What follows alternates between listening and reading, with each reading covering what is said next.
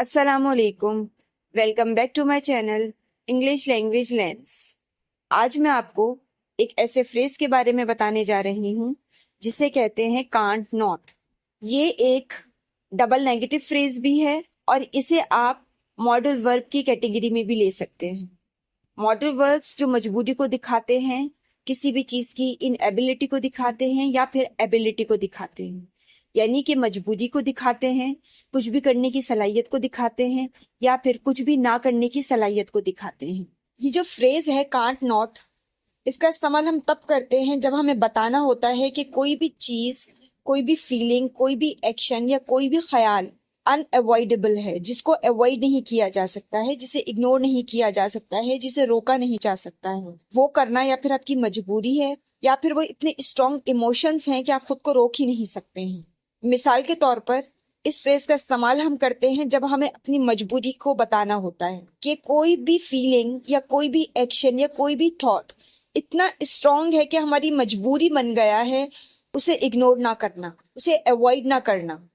इसके अलावा इस फ्रेज के इस्तेमाल करने का एक पर्पज ये भी है कि हमें हाईलाइट करने होते हैं स्ट्रॉन्ग रिएक्शंस, यानी कि ऐसे इमोशनल रिएक्शंस हम दे रहे होते हैं किसी भी चीज के बारे में या किसी भी एक्शन के बारे में या किसी भी थॉट के बारे में जो कि बहुत डीप होते हैं, जिन्हें इग्नोर करना या अवॉइड करना नामुमकिन होता है।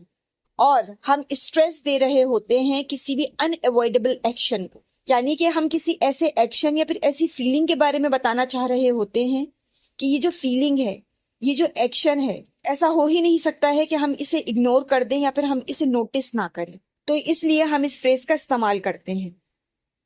वैसे तो इस फ्रेज का इस्तेमाल हम अपनी रोजमर्रा जिंदगी में कर सकते हैं क्योंकि ये ग्रामेटिकली भी करेक्ट है और टेक्निकली भी करेक्ट है, क्योंकि ये फ्रेज ग्रामर के रूल्स को फॉलो करता है। लेकिन हम स्टैंडर्ड इंग्लिश में कोई भी ऐसा फ्रेज इस्तेमाल नहीं करते हैं जिससे कोई भी कंफ्यूजन हो। अब जैसे मिसाल के तौर पे ये जो फ्रेज है कांट नॉट, ये एक डबल नेगेटिव फ्रेज है जो एक कंपल्शन को दिखाता है, यानी कि मजबूरी को दिखाता है, या फिर इनएबिलिटी को दिखाता है, यानी कि कोई भी चीज ना करने की सलाहियत को दिखाता है।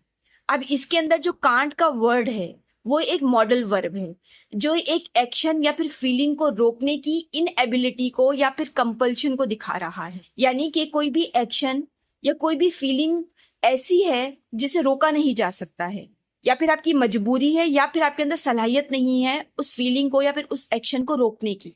और इसके अंदर जो नॉट है वो एम्फेसाइज करने के लिए, जोर देने के लिए, फोकस करने के लिए है उस एक्शन या फीलिंग को जिसे हम रोक नहीं सकते होने से। बहुत सारी दुनिया की ऐसी लैंग्वेजेस हैं जहां पर दो नेगेटिव जहां पर होते हैं एक सेंटेंस के अंदर, वो दिखा रहे होते हैं, स्ट्रेस दे रहे होते हैं, एम्फेसाइज कर रहे होते हैं, इंटेंसिफाई कर रहे होते हैं नगेशन को, यानी कि वो बता रहे होते हैं कि कोई भी चीज नहीं हो सकती है, इनकार या जुमलों के सेंस में उस इनकार को एम्फेसाइज कर रहे होते हैं। लेकिन स्टैंडर्ड इंग्लिश में ऐसा नहीं है, जहां पर दो नेगेटिव होते हैं एक ही सेंटेंस में, वो क्रिएट कर रहे होते हैं एक पॉजिटिव स्टेटमेंट, जैसे कि कांट नॉट के अंदर है।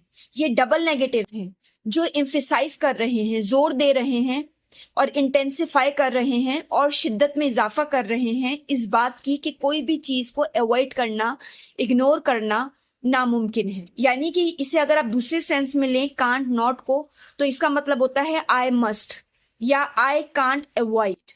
अगर इस फ्रेज के मैं टाइप के ऊपर बात करूं तो ये एक डबल नेगेटिव भी आप कह सकते हैं इसे, और इसे एक मॉडल वर्ब की कैटेगरी में भी ले सकते हैं।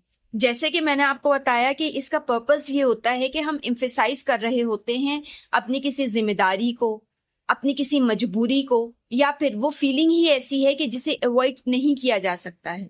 इसका कॉन्टेक्स्ट ये होता है कि हम इसे इनफॉर्मल स्पीच में यूज करते हैं। ये डायलॉग्स जो होते हैं लिटरेचर के, उसके अंदर इसका इस्तेमाल बहुत होता है।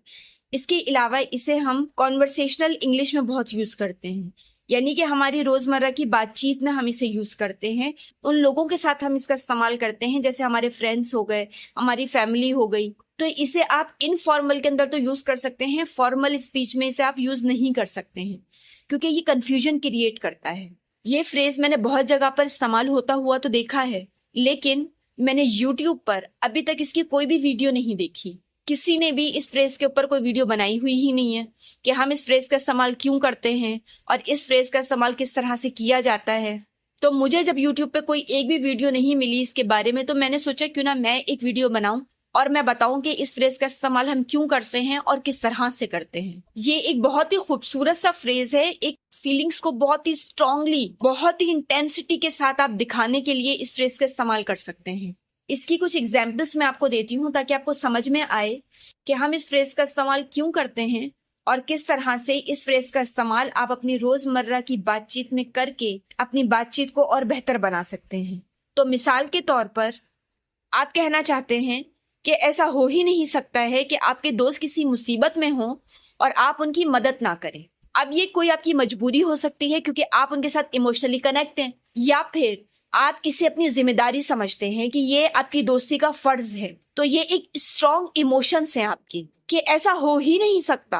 तो यहाँ पर भी अंग्रेजी में इस बात को कहने के लिए आप इस फ्रेज का इस्तेमाल कर सकते हैं और कह सकते हैं, I can't not help my friends when they are in trouble. इसकी एक और मिसाल देखिए कि आप कहना चाहते हैं कि वो लड़का उस लड़की के बदलते हुए रवैयों को महसूस ना कर सके, ऐसा हो ही नहीं सकता है। यानी कि उस लड़की का रवैया इस कदर बदल रहा है, ऐसा हो ही नहीं सकता है कि वो उसके रवैये के बदलाव को महसूस ना करे। उसको अवॉइड करना, उसको इग्नोर करना उस लड़के के बस में नहीं है। अब ये एक ऐसा स्ट्रॉन्ग इमोशन है, फीलिंग है, जिसे अवॉइड नहीं किया जा सकता है, जिसे इग्नोर नहीं किया जा सकता है। तो इस जुमले को भी अंग्रेजी में कहने के लिए आप इस फ्रेज का इस्तेमाल कर सकते हैं और कह सकते हैं, He can't not notice the changes in her attitude। अब इसकी एक और मिसाल देखिए, आप कहना चाहते हैं कि ऐसा हो ही नहीं सकता है कि जब वो अपने घर से दूर होती है तो वो अपने घर को, अपनी फैमिली को मिस ना करे, उनको याद ना करे। अब ये भी एक स्ट्रॉन्ग इमोशन है, स्ट्रॉन्ग फीलिंग है कि किसी को याद करना आपके बस में नहीं है। ये एक ऐसी फीलिंग है कि आप खुद को रोक ही नहीं सकते हैं कि आप अपनी फैमिली को याद ना करें या किसी भी और इंसान को आप याद ना करें। ये एक ऐसी फीलिंग है जो कि नेचुरल है, आप खुद को रोक नहीं पा रहे हैं किसी को याद करने से, इतनी स्ट्रॉन्ग फीलिंग्स आपके अंदर हैं।